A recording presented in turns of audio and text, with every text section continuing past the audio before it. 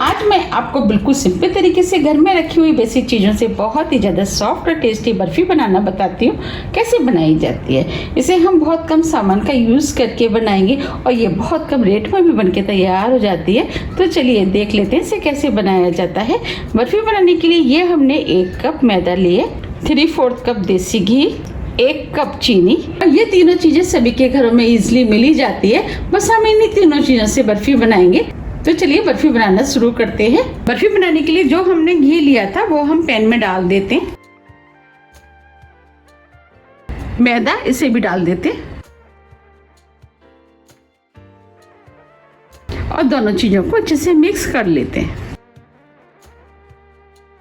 अब ये दोनों चीज़ें अच्छे से मिक्स हो गई हैं। अब हम स्लो फ्लेम पर 6 से 7 मिनट करीब लगातार चलाते हुए इसे भून लेते हैं। बस भूनते समय हमें ध्यान रखना है कि इसका कलर चेंज नहीं होना चाहिए।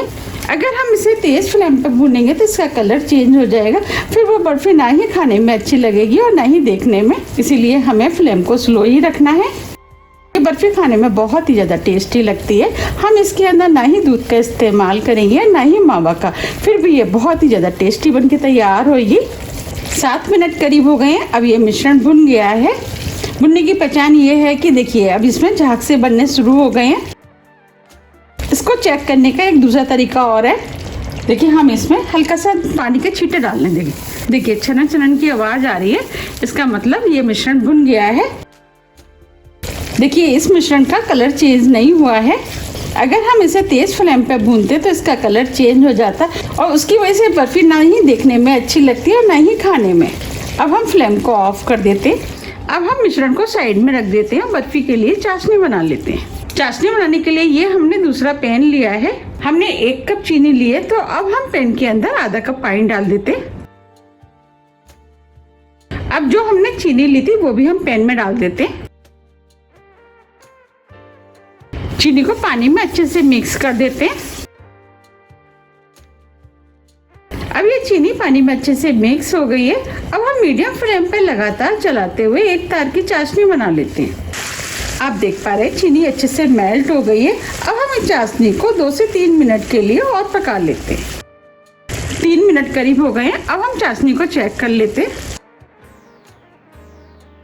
अब हम थोड़ी सी चाशनी को हाथ में ले लेते हैं। देखिए हल्का सा तार आ रहा है, इसका मतलब चाशनी एक तार की बनके तैयार हो गई है। अब हम फ्लेम को ऑफ कर देते हैं। जो हमने बर्फी का मिश्रण भुना था वो हम इस पैन में डाल देते हैं। फ्लेम को हम ऑफ ही रखेंगे। अब हम दोनों चीजों को लगातार चलाते हुए हल्का सा ठंडा कर लेते हैं। ये मिश्रण जैसे जैसे ठंडा होता जाएगा और गाढ़ा होता जाएगा।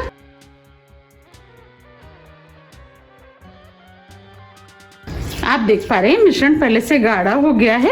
अब इस बर्फी में मावे जैसा टेस्ट आए उसके लिए अब हम इसके अंदर 2 टेबल स्पून मिल्क पाउडर डाल देते हैं। ये ऑप्शनल है, आप चाहे तो इस बर्फी को बिना मिल्क पाउडर के भी बना सकते हैं, वो भी बर्फी खाने में टेस्टी लगती है। मिल्क पाउडर को मिक्स कर देते हैं। ये बर्फी खाने में बहुत ही ज़्यादा टेस्टी लगती है। आप इसे एक बार ज़रूर ट्राई कीजिएगा, आपको भी ये बहुत ज़्यादा पसंद आएगी। अगर आपको मेरी रेसिपी पसंद आ रही है तो आप रेसिपी को लाइक कर दीजिएगा और अभी तक मेरे चैनल को सब्सक्राइब नहीं किया है तो आप चैनल को भी सब्सक्राइब कर दीजिएगा और बेल आइकन को भी प्रेस कर दीजिएगा, जिससे कि मैं जब भी नई वीडियो अपलोड करूँ उसका नोटिफिकेशन आपको सबसे पहले आए। ये हमने 3 से 4 छोटी इलायची ली, जिसे पीस लिया वो डाल देते। इससे बर्फी में खुशबू अच्छी आएगी, बर्फी खाने में भी टेस्टी लगेगी। इलायची को मिक्स कर देते हैं। आप इलायची की जगह गुलाब जल या केवड़ा वाटर भी डाल सकते हैं। अब ये मिश्रण पहले से थोड़ा सा ठंडा हो गया है। अब हम इसे 1 मिनट करीब लगातार चलाते हुए थोड़ा सा और ठंडा कर लेते हैं। 1 मिनट करीब हो गया है। अब ये मिश्रण ठंडा हो गया। हमें इसे बहुत ज़्यादा ठंडा नहीं करना है, अगर हम ज़्यादा ठंडा कर लेंगे तो मिश्रण थोड़ा सा हार्ड हो जाएगा।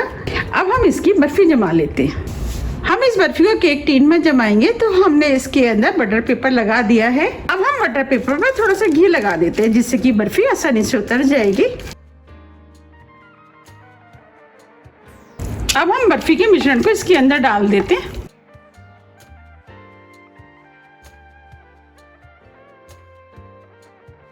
अब हम मिश्रण को इस तरीके से फैला देते हैं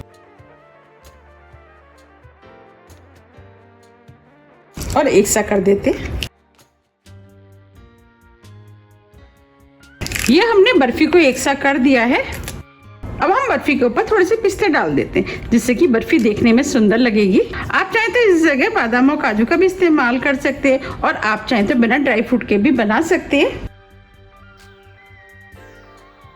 अब हम पिस्तों को दबा देते हैं जिससे कि निकलेंगे नहीं। अब ये बर्फी देखने में और भी ज्यादा सुंदर लगे इसके लिए अब हम इसके ऊपर चांदी का बरक लगा देते हैं।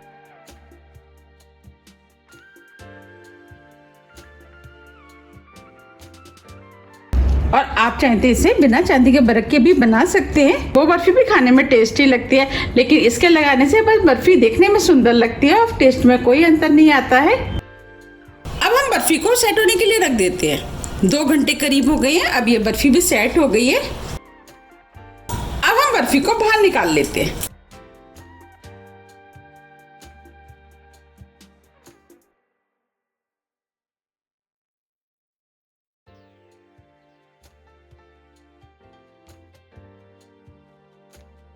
आप देख पा रहे हैं बर्फी कितनी बढ़िया सेट हुई है। अब हम बर्फी के पीस काट लेते हैं। साइज आप अपने हिसाब से काट सकते हैं कि आपको कितने बड़े पीस काटने हैं, उस हिसाब से आप पीस काट लें। आप देख पा रहे हैं पीस कितने आसानी से कट रहे हैं।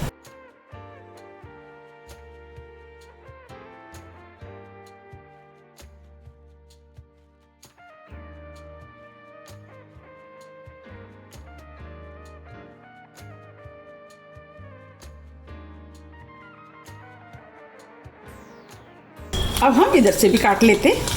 आप चाहते हैं इस बर्फी को इस तरीके से लंबे पीस में भी काट सकते हैं और हम इसे स्क्वायर पीस में काटेंगे। तो अब हम इसको यहाँ से काट लेते हैं।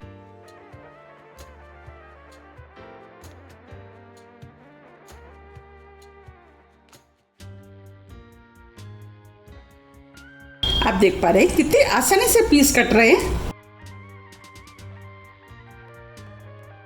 बर्फी को एक साथ करने के लिए अब हम इधर से भी काट देते हैं।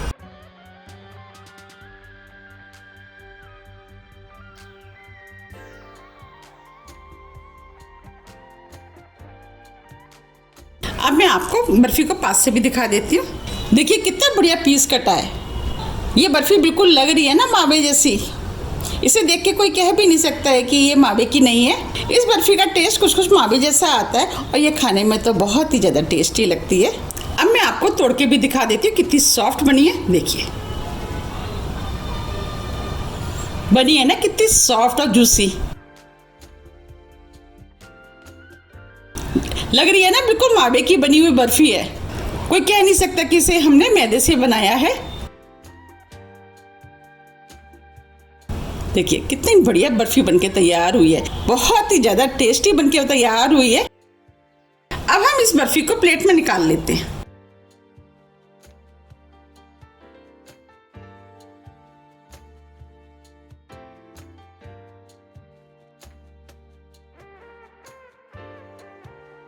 आप इस बर्फी को इस फेस्टिवल पे बनाइए, सभी को बहुत ज़्यादा पसंद आएगी और इसे बनाना भी बहुत आसान है। ये बर्फी झट से बनके तैयार हो जाती है और खाने में तो बहुत ही ज़्यादा टेस्टी लगती है। देखिए लग रही है ना देखने में कितनी सुंदर। ये देखने में जितनी सुंदर लग रही है उससे ज़्यादा ये खाने में टेस्टी लगती है।